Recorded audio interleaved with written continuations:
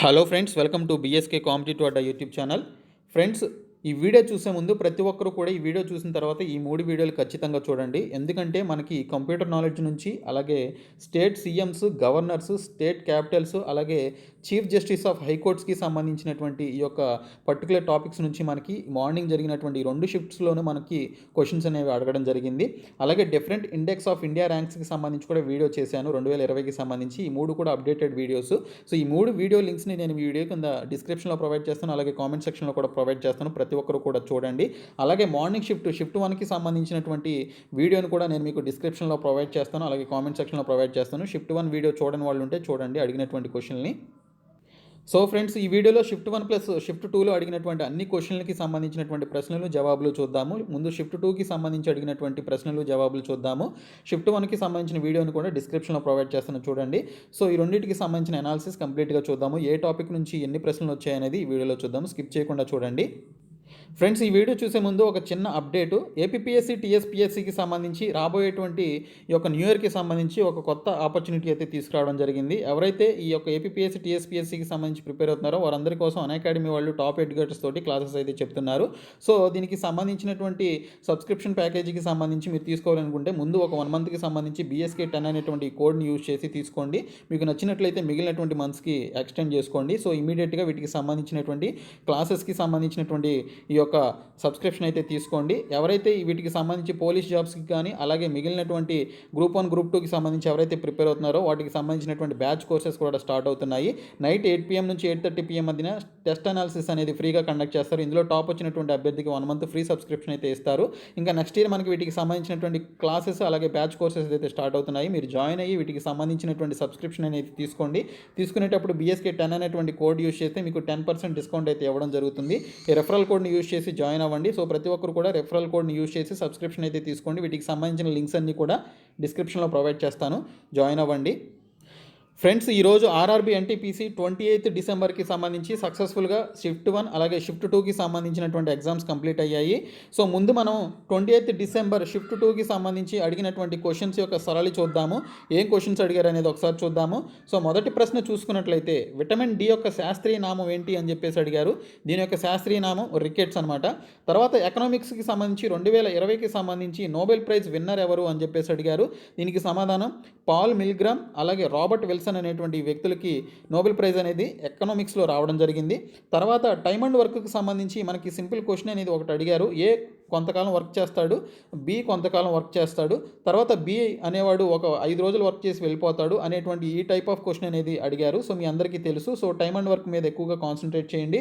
తర్వాత జలియన్ వాలాబాగ్కి సంబంధించి 1919 ఈ దుర్ఘటన జరిగింది కదా. సో ఈ దుర్ఘటనకు సంబంధించి నియమించినటువంటి కమిటీ పేరు ఏంటి అని చెప్పేసి అడిగారు. మోంటాగ్ చెమ్స్ఫోర్డ్ కమిటీ అనమాట. తర్వాత చూసుకున్నట్లయితే G20 సమ్మిట్ 2020లో ఎక్కడ జరిగింది అని చెప్పేసి అడిగారు. సౌదీ అరేబియాలో ఈ యొక్క G20 సమ్మిట్ అనేది జరిగింది. ఇది కరెంట్ అఫైర్స్కి సంబంధించినటువంటి క్వశ్చన్. తర్వాత గుజరాత్ ప్రస్తుత ముఖ్యమంత్రి ఎవరు అని చెప్పేసి అడిగారు. సెకండ్ షిఫ్ట్లో విజయ్ రూపాణి. మార్నింగ్ షిఫ్ట్లో వచ్చేసి మనకి పర్టికులర్ బీహార్కి సంబంధించినటువంటి గవర్నర్ ఎవరు అని చెప్పేసి అడిగారు. సో దానికి సంబంధించినటువంటి వీడియో నేను ఆల్రెడీ చేశాను. ముఖ్యమంత్రులకు సంబంధించి, గవర్నర్స్కి సంబంధించి, CJIకి సంబంధించినటువంటి వీడియో చేశాను, క్యాపిటల్కి సంబంధించినటువంటి వీడియో చేశాను. సో ఆ వీడియో లింక్స్ని డిస్క్రిప్షన్లో ప్రొవైడ్ చేస్తాను, చూడండి. తర్వాత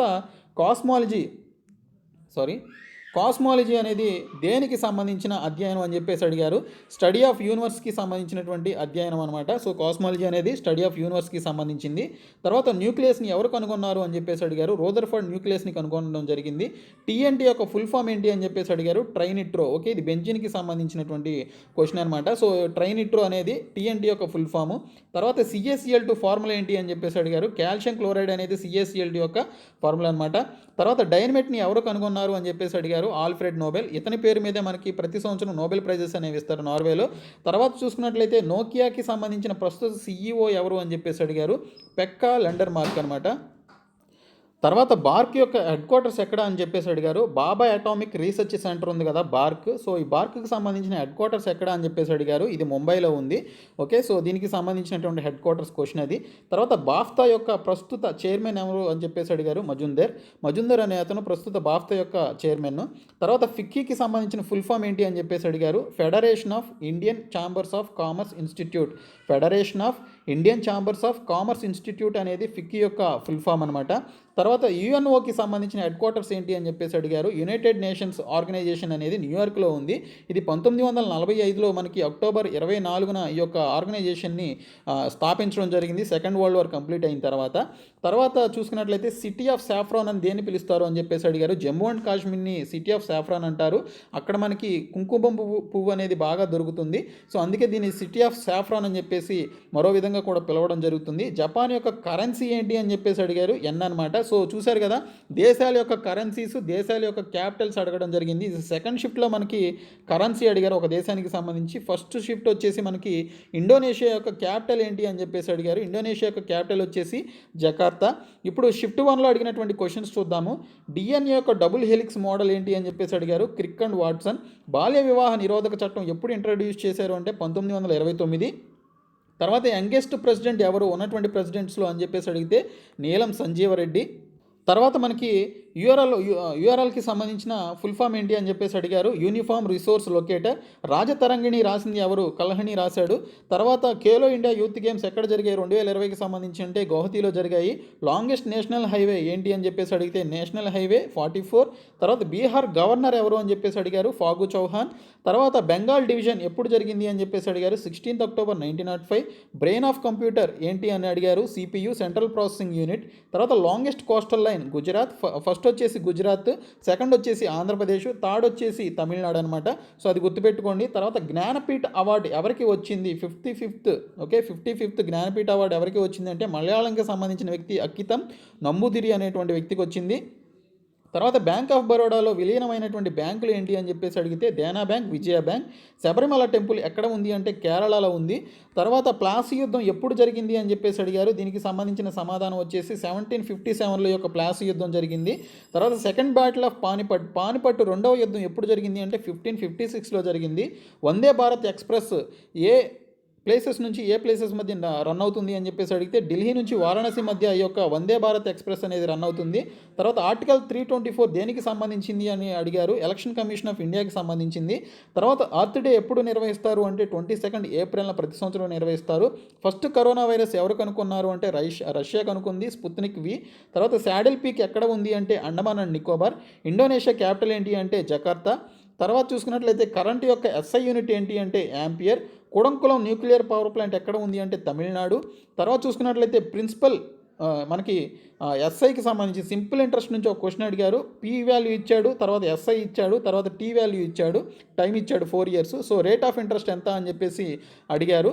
సో ఇక్కడ చూసుకున్నట్లయితే SI is equal to PTR/100 వేస్తే మనకి దీనికి సంబంధించినటువంటి వాల్యూ అనేది వస్తుంది. సో ఈ విధంగా క్వశ్చన్స్ అనేవి వచ్చాయి ఫ్రెండ్స్. ఇక్కడ చూసుకున్నట్లయితే మెన్సురేషన్ నుంచి 3 to 4 క్వశ్చన్స్ అడిగారు మనల్ని. తర్వాత కరెంట్ అఫైర్స్ నుంచి మనకి ఎక్కువగా 5 to 6 క్వశ్చన్స్ అయితే రావడం జరిగింది అని చెప్పేసి అభ్యర్థులు చెప్తున్నారు. తర్వాత physics, chemistry, biology and science and technology నుంచి 4 to 5 క్వశ్చన్స్ అయితే రావడం జరిగింది, 4 సబ్జెక్టులు కలుపుకొని. తర్వాత మనకి ఈ యొక్క హిస్టరీ నుంచి 3 క్వశ్చన్స్ వరకు అడగడం జరిగింది. పాలిటీ నుంచి 2 క్వశ్చన్స్ అడిగారు. జాగ్రఫీ నుంచి 2 క్వశ్చన్స్ వరకు అడిగారు. ఈ విధంగా మనకి క్వశ్చన్స్ అయితే షేరింగ్ అయితే ఉంది. నేను కంప్లీట్ వీడియో రేపు చేస్తాను, ఏ టాపిక్ నుంచి ఎన్ని క్వశ్చన్స్ వచ్చాయి అనేది. సో ప్రతి ఒక్కరు కూడా ఈ వీడియోని లైక్ చేయండి, మీ ఫ్రెండ్స్కి షేర్ చేయండి, మన ఛానల్ సబ్స్క్రైబ్ చేయండి. Thank you so much guys.